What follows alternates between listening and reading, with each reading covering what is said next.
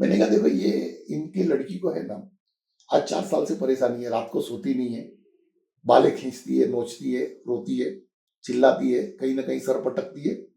इन्होंने 10 डॉक्टर को दिखा लिया है, 4-6 बाबा को दिखा लिया है, लाखों रुपया खर्चा कर दिया, इसको पूछो ठीक हुई क्या? मोहम्मद पैगंबर ने जो 9 साल के लड़की से जो है निकाह किया, बरोबर है, इसको जस्टिफाई कैसे किया जाए? टेलीपैथी जो है ये एक्चुअल में होता है या मनगढ़ंत है? उसका साइंटिफिक बेस क्या है? अगर टेलीपैथी होता है तो उसका साइंटिफिक बेस क्या है?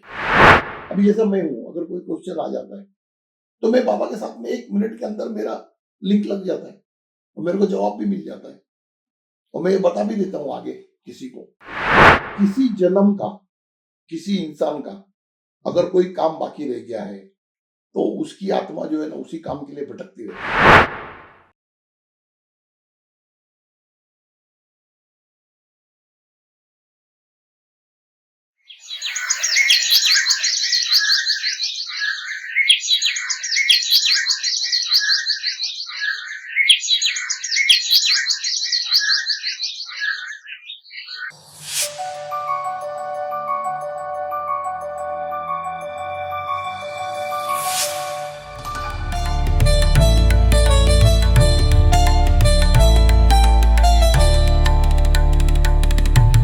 ओम साई राम।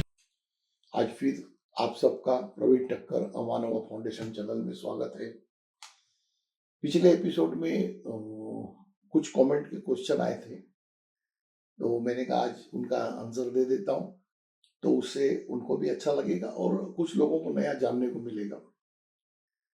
तो एक जो थे वो आशीष मल्होत्रा के क्वेश्चन थे। उन्होंने ये पूछा था कि भाई ये टेलीपैथी जो है ये एक्चुअल में होता है या मनगढ़ंत है? उसका साइंटिफिक बेस क्या है?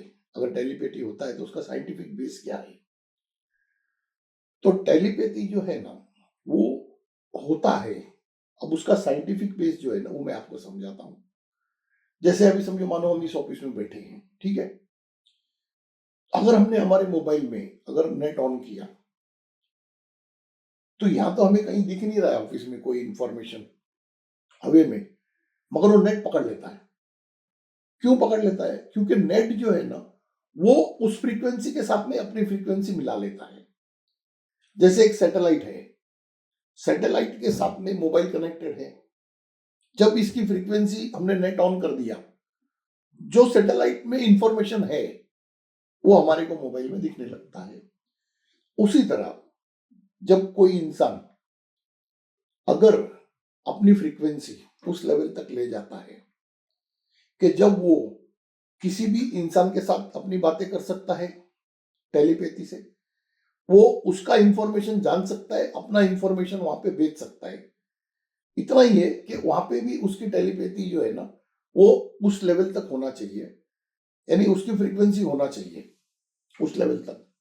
और ये फ्रीक्वेंसी कब मैच होता है? जब अगर आपके दिलो दिमाग में कोई डिस्टर्बेंस नहीं है, ना आपके दिल में कोई विचार चल रहे हैं, ना आपके दिमाग में चल रहे हैं, और ना ही आपकी आत्मा कहीं घुट रही है। भाई किसी किसी वजह से अगर आपकी आत्मा में घुटन है तब भी टेलीपैथी नहीं होगा, क्योंकि तीनों अलाइन चाहिए। जैसे हमारा मोबाइल है तो मोबाइल में एक तो बैटरी चाहिए, दूसरा उसका नेटवर्क चाहिए, तीसरा आपके मोबाइल रिचार्ज हुआ होना चाहिए। ये 3 चीज अगर होगा तो आपका नेट जो है वो चालू होगा। अगर आपके मोबाइल में बैटरी है, आपका मोबाइल चालू है, मगर उसके अंदर अगर नेट पैक नहीं भरा हुआ है तो वो नहीं पकड़ेगा। उसी तरह एक इंसान की आत्मा शांत है, दिल शांत है, दिमाग शांत है, जिसके अंदर कोई डिस्टर्बेंस नहीं है, तभी टेलीपैथी से वो कुछ जान सकता है और कुछ किसी को बता भी सकता है।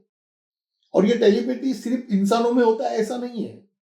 अगर आपने किसी मूर्ति का स्थापना कर दिया, बरोबर है, उसके ऊपर अगर आपका 100% फेथ आ गया, 100%, तो जब भी आप वो मूर्ति के सामने खड़े रहोगे और अगर अपने दिल में कोई क्वेश्चन आएगा तो वहां से आपको आंसर टेलीपैथी में मिल जाएगा कि भाई सही है, गलत है या क्या है। अभी जैसा मेरे सामने भी कभी कोई आके बैठते हैं तो उनकी कुछ उलझने होती हैं, जो वो खुद नहीं समझ पाते हैं। तो जब मैं अपना ध्यान लगाता हूँ, ध्यान लगाने का मतलब यही है कि भाई आत्मा, दिल और दिमाग इसको एक लाइन में ले आता हूँ, तो मैं जान सकता हूँ कि इसको प्रॉब्लम क्या है, कहाँ से प्रॉब्लम है। भाई अगर इसको कोई प्रॉब्लम है तो किसी ने किया हुआ है, या कहीं इसका पैर लग गया है, या इसके पूर्वजों से कहीं से आ रहा है, वो पता चलता है। और खाली मुझे पता चलता है ऐसा नहीं, बहुत लोगों को पता चलता है। जो लोग इस साधना में होते हैं सबको पता चलता है। तो ये जो है ना, ये फ्रीक्वेंसी का खेल है सारा। आज समझो मैं यहाँ पे बैठा हूं, बरोबर है। अब मैं ये मोबाइल से आपका नंबर लगा रहा हूं। अगर आपका मोबाइल चालू है तब तो बात हो पाएगी। अगर आपने आपका मोबाइल बंद रखा है तो मैं कितना भी लगाऊंगा तो कैसे बात होगी। या अगर मैं लगाने जा रहा हूं मगर मेरे नंबर गलत लग रहे तो भी बात नहीं हो पाएगी। तो टेलीपैथी के लिए जो है ना, ये प्रिसीजन चाहिए, यानी ये क्लियरिटी चाहिए कि भाई आप किससे बात करने जा रहे हो। अभी जैसा मैं हूं, अगर कोई क्वेश्चन आ जाता है तो मैं बाबा के साथ में 1 मिनट के अंदर मेरा लिंक लग जाता है और मेरे को जवाब भी मिल जाता है। और मैं ये बता भी देता हूँ आगे किसी को। जैसे वो बुक बनाई है बीमारियों की, तो ये कोई मैंने इजाद नहीं किया हूँ और ना मैं जानता हूँ उसके बारे में कुछ। तो ये पूरी बुक जो है ना, ये टेलीपैथी से ही बनी हुई है। बाबा के साथ टेलीपैथी से ही ये बुक बनी हुई है कि भाई मैं कोई बीमारियों के बारे में अगर कोई बोलता है तो फिर मैं उसको ध्यान लगाता हूँ और बाबा के पास जाता हूँ, बाबा से आंसर लेता हूँ। और उसमें मेरे को बाबा दिखाई भी देते हैं और कोई कोई चीज मेरे को बता भी देते हैं, ऐसा ऐसा करना है, ऐसा ऐसा करना है। तो टेलीपैथी जो है ना, वो ओनली खाली सुनना या समझने का नाम नहीं है। अगर आपका विजन क्लियर होगा तो आपको दिखता भी है सब कुछ। जैसे हम टीवी में देख रहे हैं तो हमको दिख रहा है ना सारा। क्यों दिख रहा है? क्योंकि हमारे टेलीविजन का फ्रीक्वेंसी और सैटेलाइट का फ्रीक्वेंसी एक हो गया। आपके टेलीविजन में आप 10 टाइप के प्रोग्राम देख सकते हो। आपको 10 टीवी लाने की जरूरत नहीं है। आप एक ही टीवी में आप चैनल चेंज करते जाओ, आप अलग अलग प्रोग्राम देखते जाओ। इवन अभी तो मोबाइल में भी आप 10 प्रोग्राम नहीं, 50-100 प्रोग्राम देख लेते हो। तो ये साइंस जो है ना, ये साइंस वही है। खाली इतना है कि हम हमारे बॉडी को इंस्ट्रूमेंट नहीं बना पा रहे। सैटेलाइट तो है, सैटेलाइट जो है ना वो तो है अपनी जगह पे, ऊपर वाले का सैटेलाइट है, वो अपनी जगह पे है। और इंफॉर्मेशन जो है ना, ये पूरे यूनिवर्स में है। वो इंफॉर्मेशन कलेक्ट करने के लिए आपका इंस्ट्रूमेंट प्रॉपर होना चाहिए। तो जो चीज को अगर हम नहीं देख पा रहे हैं, जो चीज को अगर हम नहीं सुन पा रहे, जो चीज हम किसी को बता नहीं पा रहे, वो चीज नहीं है, ये सोचना गलत है। क्योंकि उसका रिजल्ट हमको मिल रहा है। आज अगर जैसे मैं किसी को, कोई बोलता है कि भाई मेरे को बुखार आ गया, बरोबर है। तो जब पहली बार किसी ने बोला था बुखार आ गया, मैंने बाबा से पूछ लिया था। बाबा ने बोला पानी में 1 चम्मच जीरा डालो और उसको उबालो, थोड़ा हल्दी थोड़ा नमक डालो और वो पिला दो तो बुखार उतर जाएगा। उतर गया। उसके बाद में फिर मैंने उनसे समझ के लिया कि बाबा ये कैसे काम कर रहा है, वो भी समझ के लिया। क्योंकि मेरा लाइन चालू है तो मैं समझ लेता हूँ।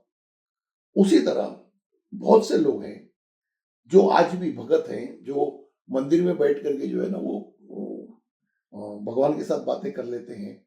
बहुत से साइंटिस्ट भी हैं ऐसे, और बहुत से जादूगर भी हैं जो आपके दिमाग में क्या चल रहा है वो जान लेते हैं।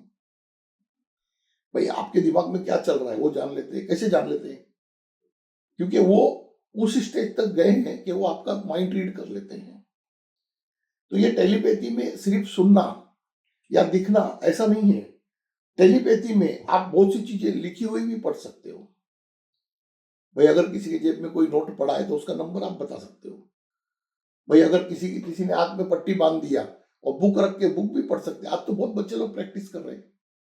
आंख में पट्टी बांध दिया अगर बुक पढ़ रहे तो वो क्या है? वो टेलीपैथी, वो विजन टेलीपैथी है। वो आंख बंद होते हुए भी वो देख पा रहे हैं, वो देख पा रहे हैं। जैसे आज सोनोग्राफी होता है, देखो मैं एग्जांपल क्यों देता हूं हर चीज का, कि लोग अलग अलग सेक्टर के हैं।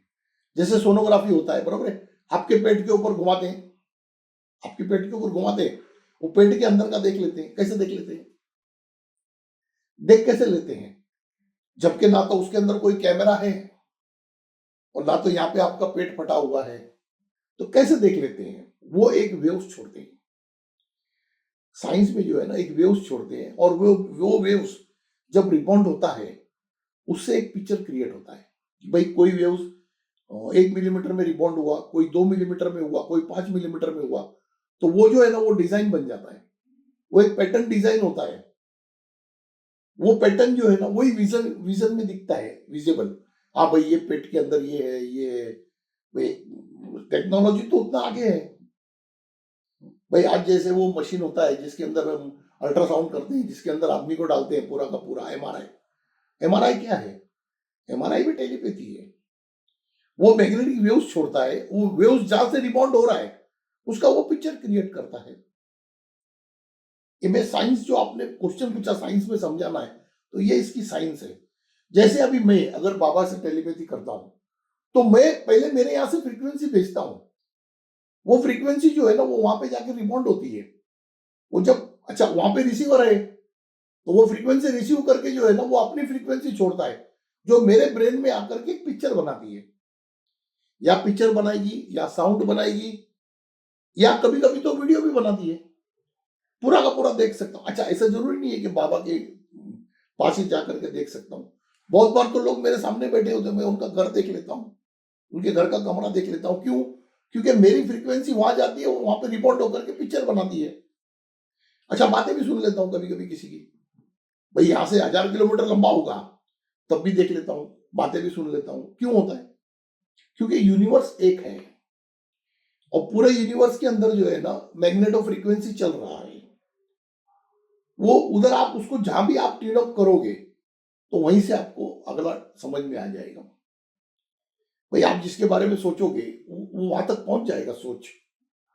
अगर आप किसी के बारे में गलत सोच रहे हो, तो आप मानो नहीं मानो, वो आदमी जब आपके सामने आएगा ना, तो वो जो है ना उसका उस तरीके का बिहेवियर नहीं होगा आपके साथ कि जैसे नॉर्मली होना चाहिए।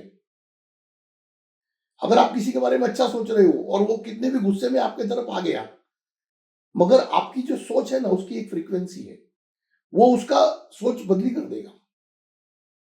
ये बहुत बड़ा साइंस है। आध्यात्म जो है ना, आध्यात्म में हर चीज पॉसिबल है जब आप उसका नियम समझ जाओ। अगर आप उसका नियम समझ गए तो वो काम करता है। अगर आप नियम नहीं समझे तो फिर आपको बकवास लगेगा कि भाई ये कुछ भी बोल रहे टेलीपैथी का। ऐसा नहीं है। अभी मैंने साइंस के साथ समझा के आपको बताया बहुत सी चीजें। आज जैसे बोलते हैं हमारे साइंस में कि भाई ये जो व्हेल मछली आता है पानी में, ये न जाने कितनों किलोमीटर तक दूसरे व्हेल के साथ बात कर लेता है। वो कैसे बात करता है? उसकी एक फ्रीक्वेंसी है, वो पानी के अंदर छोड़ता है, तो वो वहां जाकर के वो दूसरी मछली जो है वो रिसीव करती है। वो व्हेल की भाषा व्हेल ही समझता है, वो दूसरा और कोई जानवर नहीं समझेगा, क्योंकि उनका फ्रीक्वेंसी अलग अलग है। तो ये जो दुनिया है, ये जो संसार है, इसमें ये सब चीजें जो है ना, ये एक्चुअल देखने जाओ तो बहुत नॉर्मल है, मगर जब तक अगर आप उस स्टेज में नहीं आए, तब तक आप इसको समझना जो है ना वो थोड़ा डिफिकल्ट होता है। तो ये इनका क्वेश्चन था, तो ये मैंने साइंस के हिसाब से जो है मैंने समझाने का आपको प्रयास किया। फिर भी अगर इसके अंदर और भी अगर कुछ डाउटफुल होगा तो मैं जरूर जरूर समझाऊंगा।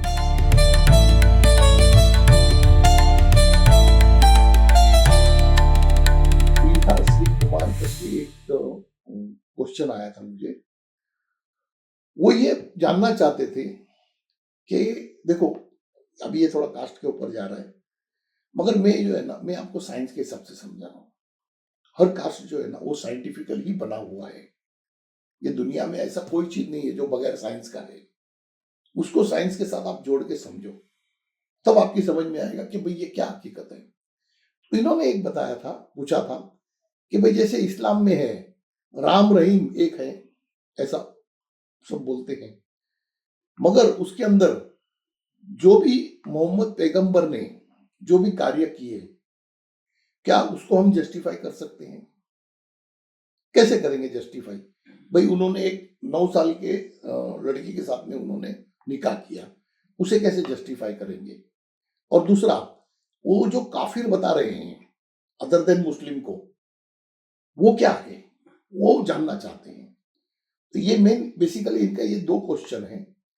तो जब तक अगर हम इस्लाम का साइंस नहीं समझेंगे, तब तक हमारे लिए उसको समझना जो है वो बहुत डिफिकल्ट होगा। और वो हम कब समझ पाएंगे कि जब हम कुछ देर के लिए हमारे धर्म को बाजू में रख के, भाई मैं हिंदू हूँ, क्रिश्चियन हूँ, सिख हूँ, मेरे धर्म को बाजू में रख करके हम इस्लाम को समझने की कोशिश करेंगे।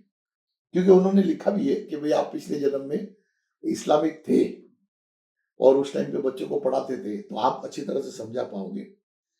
तो मैं समझाने की कोशिश करता हूँ। और आप लोग भी मतलब एकदम लाइट हार्ट से सुनो, मतलब दिमाग में कोई बोझा लेके मत सुनो। देखो क्या होता है, कोई चीज जब तक हम समझेंगे नहीं ना, तब तक हमको वो तकलीफ देता है। भाई अगर एक अंधेरे में कोई कहता है भूत है करके, जब तक हम जा करके उसको नहीं समझेंगे, तब तक तो हमको डर लगता है। और जब हम एक बार चले जाएंगे, हम देख लेंगे अरे यार ये भूत नहीं है, इस तरफ से हवा आ रही है, वो दरवाजे को लग करके आवाज आ रहा है, सू सू सू।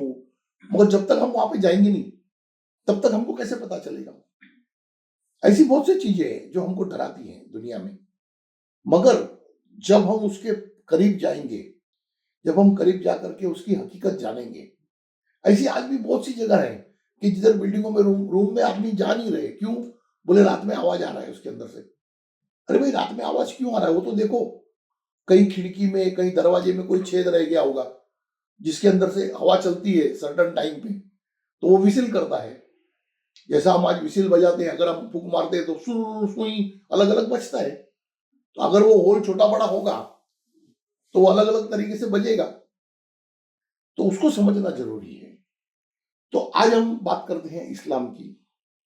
इस्लाम का एक चीज हम क्लियरिटी कर लें कि जो काफिर बोलते हैं ना, ये किसको बोलते हैं, पहला वो समझ लें। काफिर किसको बोलते हैं? वो उन्होंने ऐसा नहीं कहा है कि भाई हमारे धर्म के अलावा हर धर्म काफिर है। ऐसा किसी ने नहीं किया है। कभी मोहम्मद पैगंबर ने ये नहीं बोला है कि आप दूसरे धर्म की इज्जत मत करो या आप दूसरे धर्म को नहीं मानो। क्योंकि इस्लाम में तो लिखा गया है कि भाई सबसे पहला धर्म जो है ना, वो इंसानियत का है। मगर इंसान कौन काफिर होता है? कि जो अपनी 5 इंद्रियों के अलावा अगर किसी और चीज पे भरोसा नहीं करता है, वो काफिर है। आज आज मेरा ये मोबाइल है, अब इसके अंदर अगर मेरा नेट है ही नहीं, बरोबर है, तो मैं मोबाइल पे नेट का भरोसा ही नहीं कर रहा हूं। भाई नेट होगा, मैंने चलाया होगा, तो मैं भरोसा करूंगा। अब मैंने चलाया नहीं कभी, तो मैं कैसे भरोसा करूंगा? उसी तरह इंसान अपनी 5 इंद्रियों को छोड़ करके जब 6 सेंस पे भरोसा करता है, भाई ये 5 इंद्रियों के अलावा, जैसे अभी हमारा कान है ये सुनता है, नाक है ये सूंघता है, जीभ है ये स्वाद लेता है, आंख है वो देखता है, ये हाथ है हमारा वो स्पर्श करता है, ये 5 इंद्रियां हो गई। ये 5 इंद्रियों के अलावा भी कुछ है संसार में जो हमको नहीं दिखता है, जिसको हम नहीं सुन सकते हैं, जिसको हम नहीं छू सकते हैं, जिसका हम स्वाद नहीं ले सकते हैं। अगर ऐसी कोई चीज है और उस पर वो बिलीव करता है, इट मीन्स वो शक्ति पे बिलीव कर रहा है। तो जो शक्ति पे बिलीव कर रहा है, और वो शक्ति को उन्होंने नाम दिया है अल्लाह, और हमने नाम दिया है भगवान, और यीशु क्रिश्चियन ने नाम दिया है गॉड, और सिख जो है उसने गुरु ग्रंथ साहब को नाम दिया है, गुरु का नाम दिया है। अगर कोई सिख आदमी है, अगर गुरु पे भरोसा नहीं कर रहा है तो वो काफिर है। अगर कोई हिंदू आदमी है, अगर वो भगवान पे भरोसा नहीं कर रहा है तो काफिर है। अगर कोई क्रिश्चियन आदमी है और अगर वो गॉड पे फेथ नहीं कर रहा है तो वो काफिर है। अगर कोई इस्लामिक आदमी है, अगर वो अल्लाह पे भरोसा नहीं कर रहा है तो वो भी काफिर है। तो काफिर का डेफिनेशन ये है इस्लाम में। आप अगर किसी को भी बड़े को जानते होगे जो इस्लाम में जानकारी रखता होगा, उसको आप पूछोगे तो वो बताएगा। मगर ऐसे रोड पे चलते हुए किसी इंसान को पूछोगे तो क्या बताएगा? वो तो बोलेगा भाई जो मुस्लिम नहीं है वो काफिर है। मगर ये ऐसा नहीं है, ये हमारे समझ का फर्क है। हम उसको समझ नहीं पा रहे इस्लाम को। क्यों? कि किसी ने हमको समझाया नहीं, किसी ने हमें नहीं समझाया। हकीकत ये है, ईमान लाओ। आप बरोबर ध्यान से देखना, पैगंबर ने क्या बोला? उन्होंने कहा कि ईमान लाओ। जो ईमान लाएगा वो मुस्लिम कहलाएगा, जो ईमान नहीं लाएगा वो काफिर है। तो ईमान लाना क्या है? ईमान लाने का मतलब ये है कि भरोसा करो, अपने आप को छोड़ करके किसी और पे भरोसा करो, उसी को ईमान लाना कहते हैं। भाई अगर आपने मेरे को कोई प्रॉमिस किया और अगर मैंने भरोसा किया तो मैंने ईमान लाया, तो आपकी ईमानदारी पे भरोसा किया ना मैंने, तो उसका मतलब ये है। मगर जो लोग इस्लाम को नहीं जानते हैं वो उसका डेफिनेशन काफिर का गलत निकाल रहे हैं, और जो अदर कास्ट भी है जो इस्लाम को नहीं जान रहा है तो वो भी उसी को मान रहा है। क्यों? कि जो जानने वाला है उसी ने गलत बता दिया है। ऐसे तो हमारे कास्ट में, हिंदू में बहुत ऐसे हैं कि जो भगवान को नहीं मानते।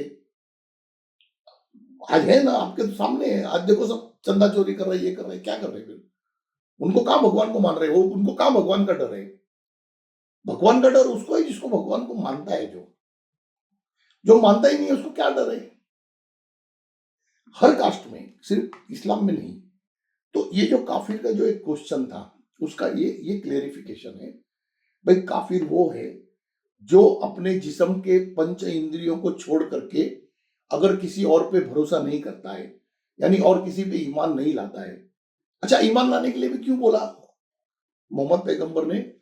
क्योंकि वो टेलीपैथी से उनको मैसेज आ रहा था, टेलीपैथी से मैसेज आ रहा था और वही कुरान बना।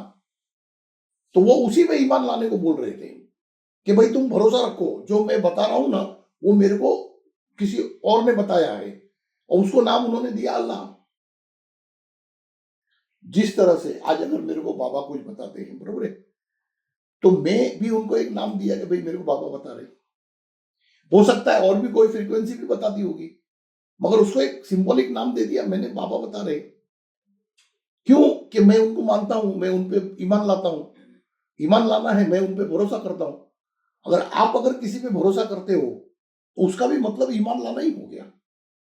अगर आप भगवान पे भरोसा करते हो तो आप भगवान पे ईमान लाए, मतलब उसके बातों पे आपने भरोसा किया। आज हम गीता पढ़ रहे हैं, रामायण पढ़ रहे हैं, बाइबल पढ़ रहे हैं, गुरु ग्रंथ साहब पढ़ रहे हैं, तो इन पे हम भरोसा ला रहे हैं ना कि भाई ये जो लिखा हुआ है ये सही है। तो इसका मतलब वही होता है। तो ईमान का जो है ना डेफिनेशन किसी ने गलत दे दिया है, उस वजह से जो है ना सारे प्रॉब्लम क्रिएट हुए हैं।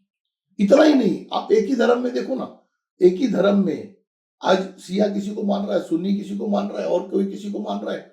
हिंदू में भी वो शिवपंथी किसी को मान रहा है, वो कृष्णपंथी किसी को मान रहा है, वो कोई माता जी को मान रहा है, कोई किसी को, वो तो रहेगा, किसी को भी मानो, मगर मानना जो है ना वो आपको धार्मिक बनाता है।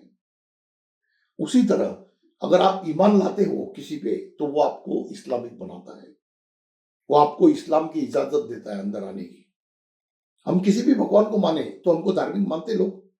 भाई अगर मैं हनुमान जी को मानूंगा तो भी धार्मिक मानते, अगर मैं शंकर भगवान को मानूंगा तो भी धार्मिक मानते हैं, मैं कृष्ण भगवान को मानूंगा तो भी धार्मिक मानते हैं। धार्मिक क्यों मानते हैं? क्योंकि मैं किसी पे भरोसा कर रहा हूं, यानी किसी को मान रहा हूं। अगर आप किसी को मानोगे तो आप धार्मिक हो गए। उसी तरह अगर आप किसी पे ईमान लाओगे तो आप इस्लामिक हो गए। ये इसका क्लियर मतलब ये है, फंक्शन है। दूसरा जो एक और क्वेश्चन था कि भाई मोहम्मद पैगंबर ने जो 9 साल के लड़की से जो है निकाह किया, बरोबर है, इसको जस्टिफाई कैसे किया जाए?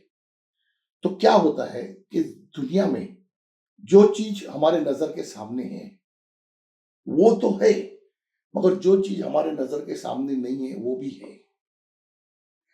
अगर जरूरी नहीं है कि इंसान किसी से निकाह करेगा तो वो कुछ और ही दृष्टि के लिए कर रहा है, ऐसा जरूरी नहीं है। निकाह, शादी, ब्याह ये क्या चीज है ये तो पहला लोग समझे। निकाह, शादी ये जो वो चीज है ना कि आप उसकी जवाबदारी ले रहे हो। अगर आप किसी औरत से शादी कर रहे हो तो उसकी जवाबदारी ले रहे हो। अगर आप किसी से निकाह कर रहे हो तो आप उसकी जवाबदारी ले रहे हो। और कभी कभी कभी कभी जो है ना किसी जन्म का, किसी इंसान का अगर कोई काम बाकी रह गया है तो उसकी आत्मा जो है ना उसी काम के लिए भटकती रहती है। तो उसको इंसाफ दिलाने के लिए जो है ना उसको ये चीज करना पड़ता है, उसको इंसाफ दिलाने के लिए ये चीज करना पड़ता है। अगर नहीं करेगा तो फिर वो अगले जन्म में फिर इसके इर्द गिर्द घूमते रहेगा। अगर आपको नहीं दिख रहा है और आपके घर में अगर कोई भूत है, बरोबर है, एक सिंपल चीज बताता हूं। मैं किसी किसी लोगों को बोलता हूं कि भाई शाम के टाइम आपके घर में से थोड़ा सा मिठाई घुमा करके जो है आप बाहर पीपल के झाड़ के पास रख के आओ, तो उससे उसकी परेशानी खत्म हो जाती है। अब इसको आप कैसे साइंस में बताओगे, मेरे को बताओ। इसका कारण है कि वो भूत मेरे को दिखाई देता है, वो आत्मा मेरे को दिखाई देती है, और मुझे पता है कि अगर मिठाई घुमाएंगे तो वो आत्मा मिठाई के साथ जो है वो पीपल के पेड़ के पास जाएगी, और पीपल के पेड़ के पास जाएगी तो उसको एक आसरा मिल जाएगा, और तुम वहां पे मिठाई रख दोगे तो वो वहां पे सेटिस्फाई रहेगी। ये एक रीजन है। अभी ये जो मैंने किस्सा पहले मैंने बताया था किसी इसमें, कि एक बार मैं था दुबई में, तब उस टाइम पे मैं नवरात्रा वगैरह में मैं चप्पल नहीं पहनता था 9 दिन, और वो उसी नवरात्रे का पीरियड था। तो जब मैं ऑफिस में गया हमारे दुबई के, तो वहां पे एक शेख साहब बैठे थे, तो उन्होंने देखा मेरे को, बोले नहीं इसका शू किधर है, शू नहीं है। तो वो मेरे जो पार्टनर था उसने पूछा, बोले आपके चप्पल के बारे में पूछ रहे, क्यों नहीं पहना है। तो मैंने कहा मैं समझा इतना, मगर उनको बोलना कि भाई स्पिरिचुअल की वजह से नहीं पहन रहा हूँ। तो उसने उनको बताया कि भाई स्पिरिचुअल की वजह से नहीं पहन रहा है। उन्होंने बोला ऐसे कैसे होता है स्पिरिचुअल, ये सब बकवास है, ऐसा बोले उन्होंने।